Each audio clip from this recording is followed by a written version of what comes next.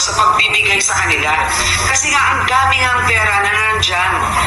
Hindi nila pinamimigay ang pera doon sa mga nangangailangan at tinuturuan din natin sila ng leksyon.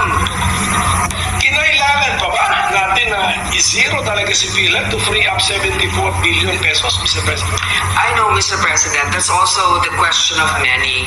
And I've thought about this long and hard.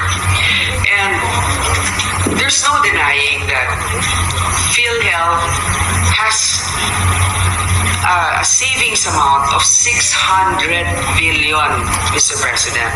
And that's also the reason why initially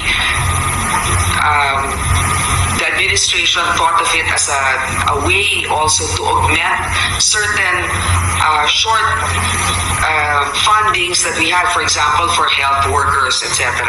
Hindi natin maintindihan ba't hindi nila ginagamit yung pera na nandun na meron sila na naka-impact sa isang, ewan ko kung anong klaseng account yan, savings account, na ang kinikita ay mas mababa pa kesa sa inflation. Mr. President, hindi pwedeng sisihin na nagkulang tayo sa pagbibigay sa kanila. Kasi nga ang dami nga ang pera na nandyan. Hindi nila pinamimigay ang pera doon sa mga nangangailangan at tinuturuan din natin sila ng leksyon. Kung bigay ka ng bigay, nandun lang yung pera, hindi naman nagagamit. Paano naman yung mga ibang programa rin ng gobyerno na nangangailangan din ng funding? Yun nga yung sinasabi ko, pag meron kang, syempre di ba, sinasabi natin, 5 yung anak mo, lahat yan kailangan pantay-pantay na mabigyan mo. Totoo yun.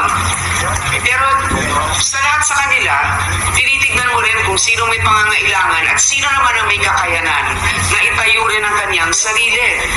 Yun din ang sinasabi natin, it's a leadership problem also in PhilHealth and it's a disbursement problem.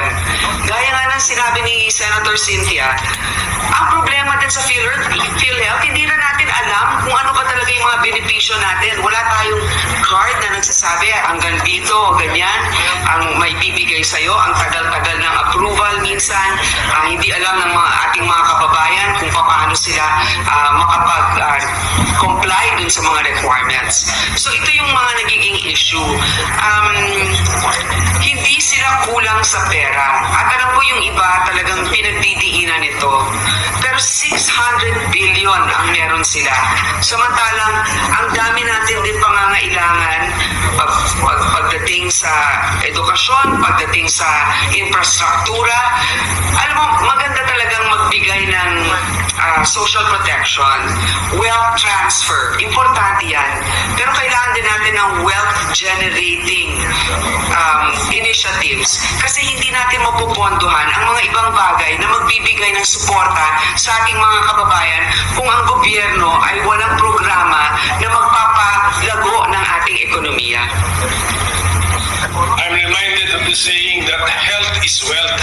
But I don't think, Mr. President, that we can use funds meant for health so that we will justify this, that we will generate wealth for the nation. Mr. President, the budget of the DOH has increased from last year.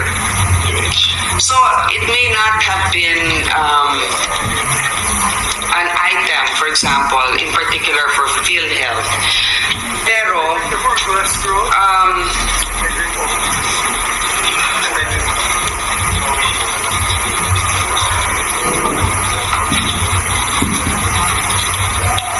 meron naman pong increase na nangyari dito sa DOH from 241 billion 602 in 2024. Yung BICAM natin nasa 247,923. So we are, of course, health is wealth. That's very important. But also, health, the financial situation of our country, the economy, and wealth-generating initiatives are important so that we can support social protection initiatives such as the health sector. PhilHealth ito ang isang very contentious. Okay?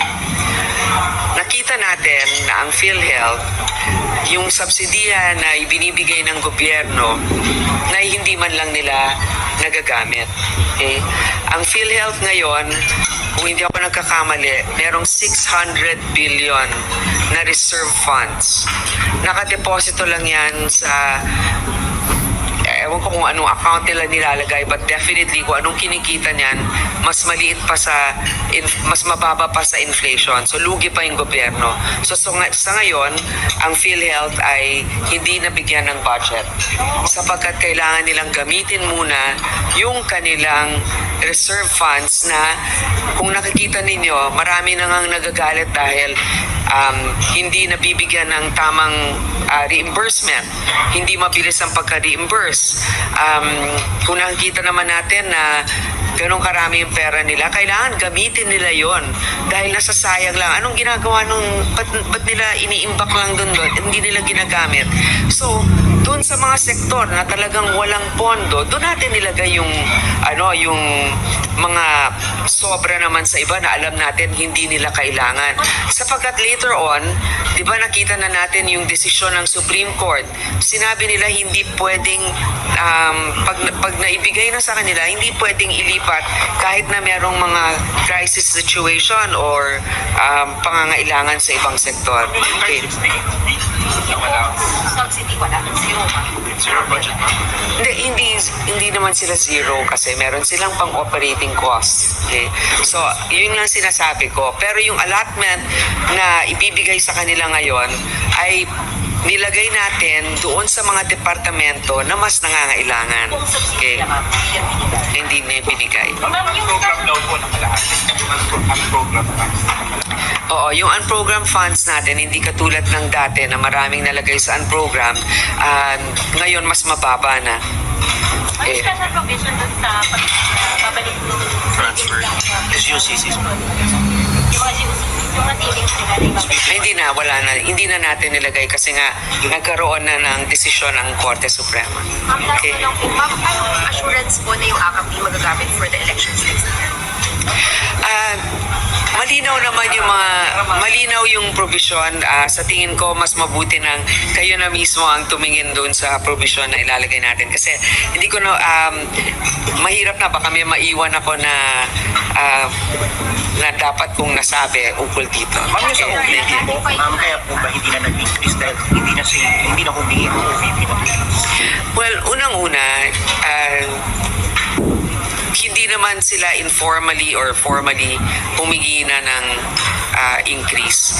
Kung meron man nasasabi siguro sa inyo through the media, pero hanggang dun sa pagsabit namin ng committee report, wala pa namang hiniling. At kung nandun kayo nung ating pagdinig, committee hearing with the Vice President's office, sabi nila, we'll leave it to Congress. But kahit naman sinabi nila yon, siniguro pa rin natin dahil may mandato din ng Vice President. So siniguro natin na may pagkakataon pa sila sa social services. Merong about 600 million na pwede nilang gamitin para doon. Senator